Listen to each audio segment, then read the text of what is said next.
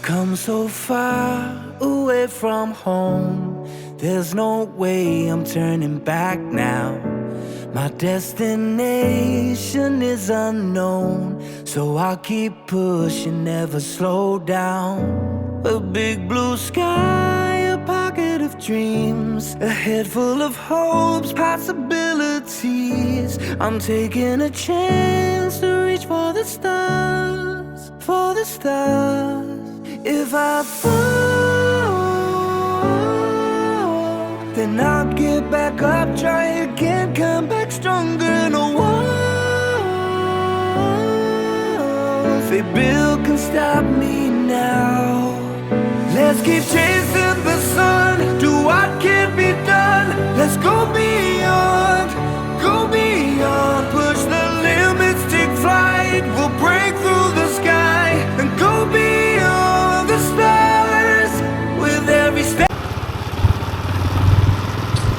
Ayun, isang mapagpalang gabi po sa ating lahat, mga kabisnes naming minamalayan, mga kabisnes no.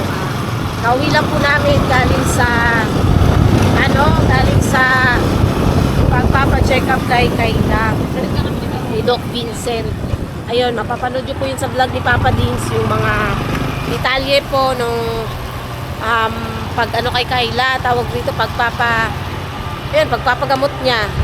Tsaka kung ano ba yung mga bago, mga napapansin namin sa kanya. Yun, mapapanood nyo po yun sa vlog po ni Papa Dins, mga kabisnes. Ngayon po, pinakisuyuan po kami ni Paps, no? Hindi na po kami nakano kasi may gampanin po sila sa church. So, kami na lang po ang bibili ng kanyang gamot ni Kayla. Sa akin po yung reseta, mga kabisnes. So, ayan, kasama ko po si Bay. Yes ba, mga business? Yes, andito si Kuy Kuy. Hello po mga kapapon, mga kapal. Yun. So, ayan, naka-helmet din po si Kuy Kuy, mga kabisnes, no? So, pupunta na po kami ng Mercury Drug Store para bumili ng gamot ni Kayla. Yun, at saka yun din, gamot na rin ni Kuya, mga kabisnes, kasi nga kagabi, sabi niya ate, di rin daw nakatulog si Kuya dahil sa frozen shoulder. Kasi sobrang sakit daw ng ano niya, ang ngalay daw talaga ng, namamanhid pala. Sobrang pamamanhid ng kanyang balikat, mga kabisnes. Hindi daw nakatulog si Kuya, sabi niya ate. Kaya yun, nagpareseta na rin si Papa Dins ng gamot. So ngayon, samahan niyo po kami, mga kabisnes, at kami, yun nga, aalis. Kami ay gugora na para makabili ng gamot.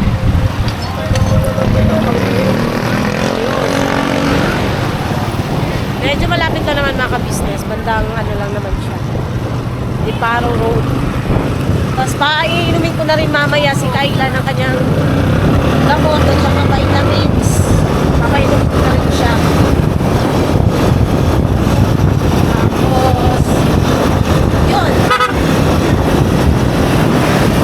ito natin, mga kabisnes, kung magkano kaya yung gamutan ni ni Kayla. Ito natin ngayon kung magkano ba. Kasi siyempre, mga kabisnes, hindi rin madali yung pagsasakripisyo ni Papa Dins, ha.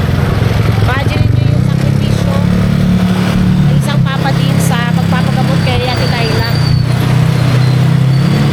Hindi rin kaya biro yung halaga, mga kabisnes, sa totoo lang. Hindi biro yung halaga. Sa check-up pa lang at injection ay grabe. So yun ang abangan natin, mga kabisnes. Kaya sana supportahan natin yung vlog po ni Papa Dins sa ayan, patuloy na pagpapagamot kay Kayla. Medyo malapit na kami, hindi, malayo pa pala. Balikan namin kayo, mga kabisnes, kasi medyo traffic din po dito sa may bandang OC. So, update ko po kayo maya-maya, mga kabisnes. Ayun, mga kabisnes, nakabili na po ako ng gamot ni Kayla. Ito, ang wala po na gamot ay kay Kuya. Grabe, ang mahal pala, mga kabisnes. Hey kuya, saan niya bilhin? ko nga ano eh.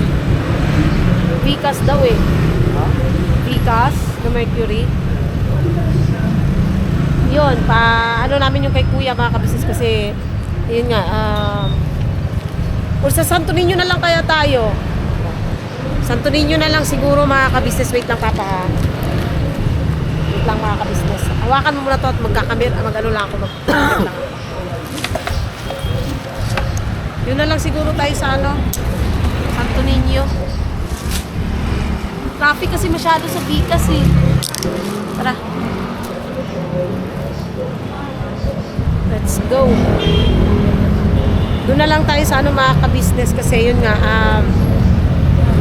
wala yung gamot ni kuya. Ang mahal no kay Kayla, Diyos ko. Grabe pala talaga pagsasakripisyo ni Paps, no? Grabe yung sakripisyo ng isang Papa Dins para lang gumaling si Ate Kayla. Abante mo siguro pa para makasakay ako. Wait lang mga ka-business.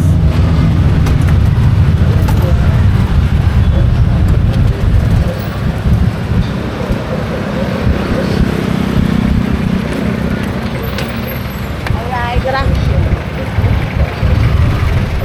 Sakyan.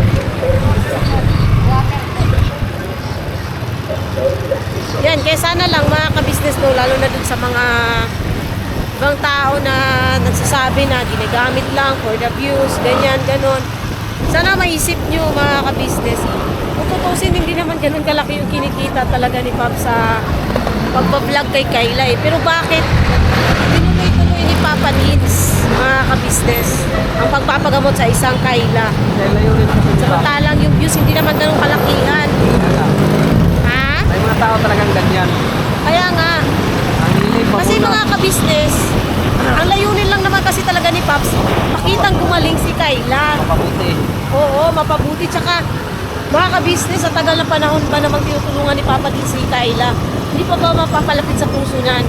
Mapapalapit sa puso niya yun? Kahit sila ate, kahit kaming lahat, malapit na yung puso namin kay Kayla eh. Diba?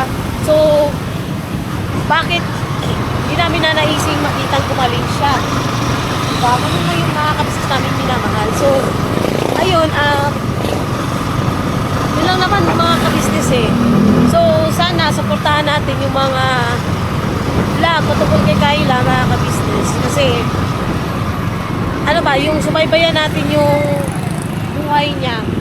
Subaybayan natin yung paggaling ni Kayla. Kasi sa tuluyan na talaga siyang matapos sa gamutan. Gamutan niya mga kabisnes. Yun lang naman yun. Oops, lipat-lipat na natin kasi medyo nalay din siya mga kabisnes. So, ayun mga kabisnes, hanap din kami ng gamot ni Kuya para mainom niya. Kasi syempre, yan din, si Kuya ay may frozen shoulder. So, kami, bibili muna ng gamot. Yan.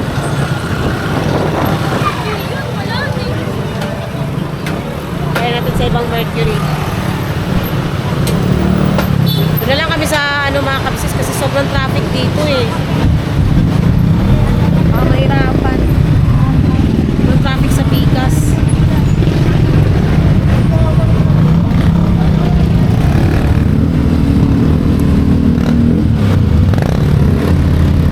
Kaya let's go.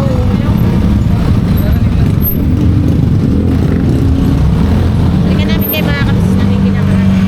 Biyahe muna kami. Medyo maingay din po kasi. Ay mga ka-business no, pauwi na kami. Ayun, hindi pa rin ako nakabili ng gamot para kay Kuya kasi meron sana sila. Kaso, need pa ng confirmation ni Doc kasi itong nireseta na Doc is 10 milligrams. Eh, ang meron lang sila is 15 at 7.5. So, ang sabi sa akin sa Mercury, pa-confirm muna sa doktor tapos makita na lang siguro ang text. So bukas na lang siguro mga ka-business. Meron naman ding free dun si Kuya. So makakainom pa rin siya. May inom mo na siyang gamot gamot ngayon. Si Kayla ang importante nga makainom mga ka-business. Yan, kompleto naman ang gamot ni Kayla. So, ang kay kuya na lang bukas. Papaano ko na lang kay Pops. Papa-chat or papa-text ko na lang kay Pops si Doc Vincent. Para pagbibili, ayun, may conversation kay Doc na pagbili. Kung okay lang ba yung 7.5 or 15. So ngayon, pauwi na at magpapainom lang ako sa kay Kayla ng gamot. Tapos uwi na rin po kami sa bahay. Kaya sis namin po. So medyo uwi na rin po. So yun na, dito na. Halika dito din. Dito ka muna, Bi, kasi anuhin ko, titignan ko. Akin na lahat? Yes. Good for 1 month mo man yan, Bi. Ano ito? Yan pa din yun. Inano lang, nilagay lang sa bote ni Doc. Ay, ng ano. Wait lang. Titingnan ko lang, ha. Ito. Bipo. Ano ba yung Bipo? Bipo. Ano ba to? Rivotril. Ang Rivotril. Hindi ko ano to, Bi, eh. Kinuha nila yung ano, isang ganito. Ayun. Rivotril. Ito siya eh, Rivotril. 1/2. Ito, kalahati. Tapos, ano ba to? Bipuridin. Ito, 1. Tapos, Skilactopram 1/2. Ito, kalahati. Ito buo, ito kalahati. Tapos ito, isa talaga to kasi vitamins to. Clozapine. Nerva. O, tama. Isang buo. Ayun, kompleto. Wait lang. Wala akong kutsilyo, Biha. Wait lang. Dahil wala ako. Just wait for me. And I'll be there.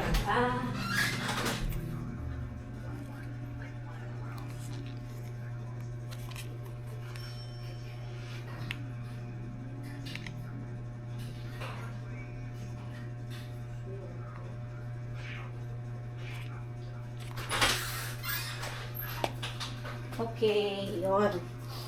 So, po kami. Ito, hatiin lang natin tong isa makapis. Ito yung hati niya. Yan, painumin na natin si Kayla para ano. Bukas hatiin ko tong lahat bukas. Pero bukas na. Pwede na ako mahirapan, di ba? Di ba, Kayla? Hatiin ko na to lahat bukas. Kung dapat hatiin. Ouch! Yun. Isang kalahati. Tapos, itong isa, kalahati din. Kamusta pakiramdam mo, Be? Nanto ka na? Oo, pero ano ito? Tinatry ko matulog. Tinatry mong matulog? Pero nantok ka naman. Ano? Ay, wow. Sana all nantok na. Di ba? Effective yung inano ni Doc sa'yo. Ano ka na agad. Tawag rito. Inantok ka na agad. Yun. So, yun.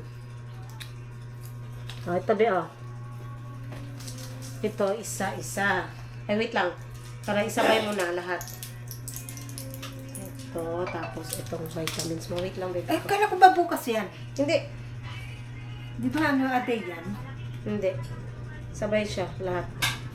Kung anong oras yung pag-inom mo ng, ano, hindi nyo, pag-inom mo niyan. Ay, naman, bukas. Yun. Ba't ayaw mong magbukas? Ayun. Ha? So, pa rin yung dati mo, Bill.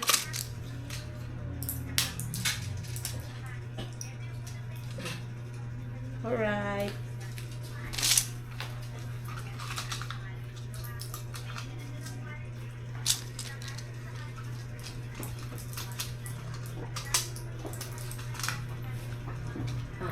Very good. Ayan, mga kabisnes. So, napainom ko na si Kayla. At matutulog na daw siya, mga kabisnes. Kasi, kumain ka na ba, Be? Oo. Busog ka na? Alright, good. Buti naman at busog ka. So, Ito, ilalagay ko na lang to doon, no? Sa loob. Ayan, kaya ka na para makaidlip ka naman, makabawi-bawi ng tulog kasi ilang araw ka rin hindi nakatulog ng maayos, ha? Sige. Good night. Ayan. You're welcome. Thank you ka rin kay Papa Dins. Ay, thank you pa, Papa Dins sa kabili ng gamot, ha? Tsaka sa pagpapacheck up. Oo, pagpapacheck up concern sa akin. Thank you, ano. Yan. Itulugan natin kay ha. Ayun, mga kabisnes, ako uuwi na din. Lagay ko lang to doon. Itong kanyang gamot. Yan. Balikan ko po kayo, mga kabisnes.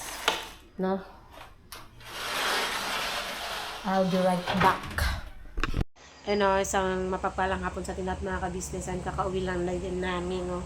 Yun nga, napanood yun naman din po sa vlog po ni Kuya Kabisnes. Ayun, galing kami sa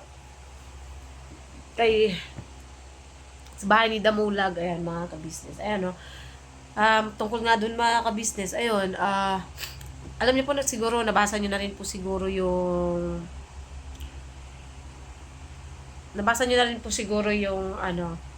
yung sa naging comment ko po, no, dun sa vlog niya. At ayun nga, pinuntahan na rin siya, mga kabisnes, kasi maraming nagko-comment po, no, na si Kuya Damulag nga daw puntahan. Wait lang, kukuha lang tayo ng stand, mga kabisnes, para di tayo mapagod, ano. Wait lang.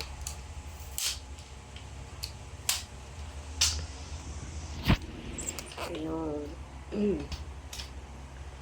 Ayun nga, maraming mga nagtatanong, mga kabisnes, na ay maraming nagko-comment ba na puntahan daw si Damulag. Ayun po, mga kabisnes, sa totoo lang, wala po kasing message si Kuya Damulag. Di po namin alam kung saan siya gilapin, kung umuwi pa ba siya kay Presi. At saka mga kabisnes, totoo naman din po yung sinabi ni Kuya na hindi naman po lahat ng vlog po talaga namin is napapanood. Kahit nga ako po, sariling vlog namin din, hindi ko po napapanood kasi nga iniiwasan ko yung paulit-ulit na, kasi di ba nga ang account ko is ginagamit ko dito is yung sa Kagwang Bay. So, hindi rin naman po pwede na paulit-ulit ko po siyang paulit-ulit baga panoorin kasi magkakaroon ng violation si YouTube po diyan pagka ganon. So, hindi ako nanonood. May times na nanonood ako sa kabisnes, pero hindi po lahat ng oras talaga. Kasi kahit ako mga kabisnes, busy sa pag-i-edit, pag-iisip ng content. Siyempre, di ba, pagka may sarili ka talagang channel, hindi mo na masyadong napapanood yung iba.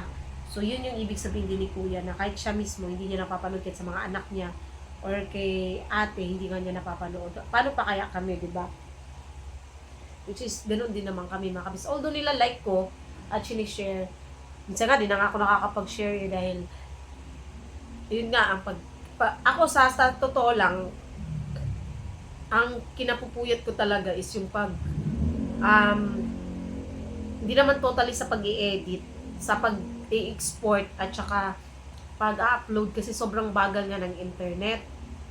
Dahil data lang po ginagamit ko. Mabagal siya talaga, aabutin 2-3 oras, minsan pa nga 4 na oras. Kailangan ko po siyang antayin talaga para ma-upload bago ako matulog, kasi syempre gagawan ko pa yan ng thumbnail, ng title, at saka i-on ko pa yung monetization niya. Kaya talagang inaantay ko siyang ma-upload muna bago ako matulog. Yun yung nakakapagpuyat sa akin, mga kabisnes. Ayan, di matapos-tapos tong sipon ko, ang sakit sa ulo. Yun. Dahil sa data gamit namin. Pero okay lang po yan, basta nakakapag-upload tayo, okay na yan, pets na yan, mga kabisnes, wala naman problema. Ayun nga, pinuntahan na po kanina dahil nakakabahala din naman talaga yung vlog ni Kuya Damulag na yung parang hindi na uuwi doon si Tatay Franco. Syempre, mga kabisnes, wala naman po kaming dahil wala naman pong update si Kuya Damulag. Kahit sa GC po na hinahanap siya, nagsisin lang, hindi naman siya nagre-reply. Ang sa akin lang, nung ka-chat ko siya, di na po ako nag-reply, nag-thumbs up na lang ako. Sabi niya, yung huling chat niya na, ayoko nga. Yung pinapapunta ko siya sa KB para sana magpaalam ng maayos. eh ayaw niya nga daw. So nag-thumbs up na lang ako kasi baka ano pang masabi ko, kilala niyo naman ako mga ka-business at di naman ako nakakapagpigil talaga minsan. Kaya lang, iniiwasan ko lang din na magkaroon ng komplikasyon between sa kanila nila kuya kasi wala nga, di naman din namin alam kung ano talaga yung Kaya thumbs up na lang ni-reply ko dun sa message niya. Yun, para lang din mga ka-business kasi nga nagkaroon ng kuro-kuro sa comment section niya. Hindi rin po maganda na ayun nga, ginudge nyo na naman si Kuya Ka-Business nang hindi nyo naman alam yung dahilan. Hinanap po siya, napanood nyo yun, January 29, hinanap siya nila Kuya, kasama Kagwang, si Paps. Yun, di nila naabutan si tatay. Si tatay lang ba pa? Naabutan nyo noon, nang nagpunta kayo? Yung nakaraan? Tatay Franco? Diba, naabutan nyo? Yun, si tatay Franco lang naabutan nila, wala si Kuya Damulag. So, di rin, basta as in kami, wala kaming yung sinasabi niyang nahihiya siya, para sa akin, ilugar yung hiya. Walang problema dun sa nahihiya eh. Pero yung, iba kasi yung term ng pagkakasabi niya kasi mga ka-business, which is nakaka-bother na bakit ganun, bakit tuwing nangangailangan naman is, automatic, kahit nga kami eh, automatic naman din kasi siyan si Kuya talaga, automatic baga nagtutulong, walang doon.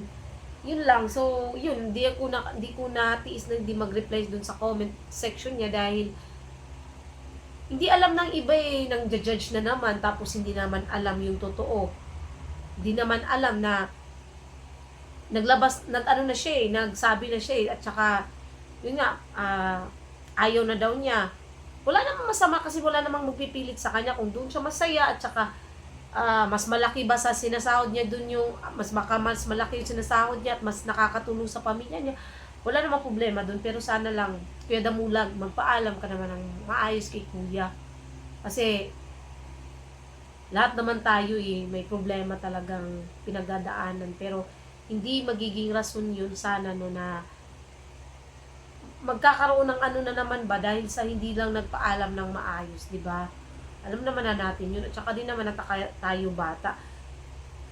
Yun lang. Basta kaya siya hinanap nung nakaraan ni Kuya is para malaman niya kung ano na sitwasyon niya. Kaya lang hindi po siya makita.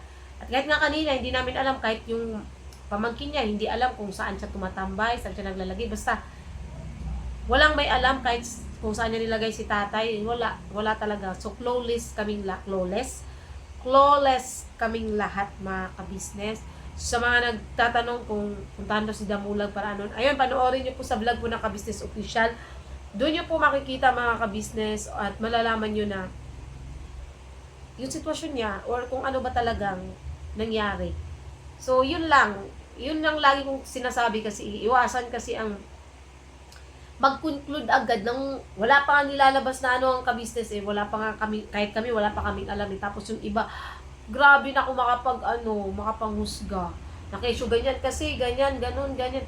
Ay, grabe na, nasashock talaga ako sa bakit ganun yung bakit ganun yung mindset ng iba, no? Samantalang wala pa namang nilalabas na statement, wala pang ako ng no? So, yun. Panood nyo na po mga ka-business. Ayun, sana, supportahan natin at ayun lang, Kuya Damulag, ka lang, kasi kanina, nag-kinall out ka rin ni Paps kanina sa GC, nag-sin ka lang, wala ka ring reply, wala kang hindi ko alam talaga, okay na daw po kasi siya sa trabaho niya mga ka-business, yun lang naman. So, yun, at, tawag rito, ayun nga, yung napanood nyo rin kay Kyla, na ka-business, si Kyla naman, masaya naman ako at siya, kaya lang, ayun nga, yung tinanong nga ni Doc Vincent kung nakikita pa ba daw namin na tumatawa, yun lang, kahapon talaga, tsaka nung nakaraang araw, nakita ko siya, tas, bigla siyang gaganon. Gaganon siya mga kabisis, nakatayo siya dun sa sabi niya, tapos gaganon siya. Tulala na, di na umiimik, sabi ko, Kayla, tagal yan bago sumagot. Sabi ko, Kayla? Yes? Saka siya gaganon mga ka-business. Tapos yun nga, yung bigla siyang, gumaganon siyang umingiti. Sabi ko, bakit Kai? Wala lang. Masaya lang ako. Oh, I'm just happy, ganon siya. Tapos, ayun, nakita niyo rin, nagsungit siya kay Doc Vincent, ganon. Sana lang, na siya mga ka-business, maging okay din si Kayla. Ayan, good, naman kagabi, dahil uminom talaga siya ng gamot. At abangan nyo rin sa vlog ni Ate Ka-Business, yung, anong epekto sa kanya, yung turok at saka injection. Turok at injection, pareho lang pala. Injection at saka gamot. Panoorin nyo yun sa vlog ni Mrs. KB, mga ka-business, kasi nandun yung update kay Kayla sa isang gabing, kung nakatulog ba siya, or hindi, yun. Mapapanood nyo po yun sa vlog po ng Mrs. KB Official. Ayun naman ang abangan nyo. So, yun. Tapos yung kay kuya naman, yun nga, wala kaming nabili pang gamot. Pero meron pa naman daw doon, sabi ni ate. Sabi ko na lang kanina, anuin mo na lang ako kung bibili ba tayo ng gamot. Yun. So, ano ba ako nakalimutan? Ayun, yun lang mga kabisnes. Sana, no, supportan niyo po yung galing ni Papa Deans about kay Kayla, sa journey niya sa ayok talaga ng word na yon. Ano ba yan? Banggit ko na naman. Subaybayan niyo po yung ano ba Tagalog nung mga ka-business? May term yan eh. Ano ba Tagalog? Wait lang, search natin. Search natin mga ka-business no.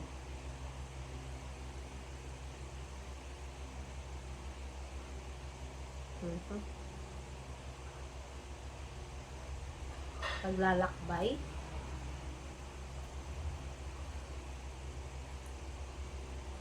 Maglalakbay nga.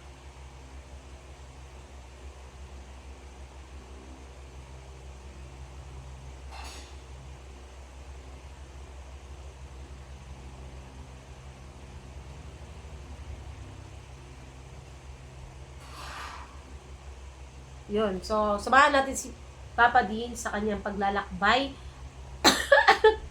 sa patungo sa kagalingan ni Kayla. Yun. Aray ko. Ano yun? Parang may nangangagat. Sa paggaling ni Kayla, mga ka-business, dahil ayun nga, hindi rin pumadali talaga kasi ayun, sa pagpapa-inject at doctor's fee pa lang, na siya mga ka-business, malaki na talaga ginagastos ni Paps. At saka yun pa, dagdag pa yung sa gamot, na shock din ako sa presyo ng gamot. Grabe. Kaya yun lang inaano ko mga ka-business, no. Yung sa vlog ni Paps, ilan lang views, tingnan natin kung ilan lang yung views nung sa kay Kayla, ha. Kasi, alam nyo, hindi po porket mataas yung views ng isang vlog is malaki na revenue nun. Hindi po, walang ganun. Gusto ko lang ipaintindi sa inyo sa mga hindi po YouTuber dyan na hindi porket mataas yung views is malaki na. Katulad nung sa akin, may umabot ako ng 43k views, pero yung revenue wala pang $100, yun, mababa. Unlike dun sa 17k views namin, umabot ng 17k pero lagpas 100k. 100k? 100 dollars. 100k, ano ba yan? Jun. Taka. Ayun, tingnan nyo yung yung one day ago, 13k views. Kala nyo po ba pagka 13k views is malaki na revenue nun? Hindi po mga ka-business, hindi po. Yung 6 hours ago is 5.2. Hindi rin po mga ka-business, as in mababa lang po yan. Lalo na pag nakitang bagsak yung average view duration, ay wala talaga. Kaya yun, sa mga nagsasabi na bakit pinagtatsagaan, bakit ano ba yan, dahil ba ginagamit na, wala pong ganun. Hindi po nag-a-after sa sa totoo lang, hindi nag-a-after si Pap sa views eh. Ang gusto niya kasi makita si Kayla, then matagal na po niyang tinutulungan si Kayla, ilang taon na rin po. So ang gusto niya lang is makita, kasi kahit yun eh, pride niya yun eh, na pagka gumaling si Kayla, syempre masasabi mo sa sarili mo na fulfill mo yung may tawag dun eh, yung ma-fulfill mo yung goal mo or basta may tamang term dyan. Basta kahit ako siguro kung makita ko si Kayla na yun tapos akong tumutulong kay Kayla, ang mararamdaman ko talaga is proud, magiging proud ka rin sa sarili mo dahil sa pagtsatsaga mo, nakamit mo yung gusto mo na makita siyang maging okay. Yun yung mahalaga sa kay Paps. Hindi sa ano pa man, gaya ng inaano ng iba. Walang ganun. Sana lang magka-anuhan lang tayo mga ka-business kasi syempre, mahirap din po. Mahirap kahit ako nga na nagpapainom lang ng gamot is nahihirapan eh. Paano pa kaya ang iba? Diba? Paano pa kaya ang iba? So, yun lang mga ka-business namin minamahal. Sana supportahan natin. So, hanggang dito na lang po mga ka-business. Salamat po sa pagsama niyo po sa simpleng vlog na to. At nawa mga ka-business, supportahan natin at panoorin natin ang vlog ng Ka-Business Official, Ka-Business Family, Papa Dins TV, Mrs. KB Official, Famous Budang Official, syempre channel po ng mga kagwangs.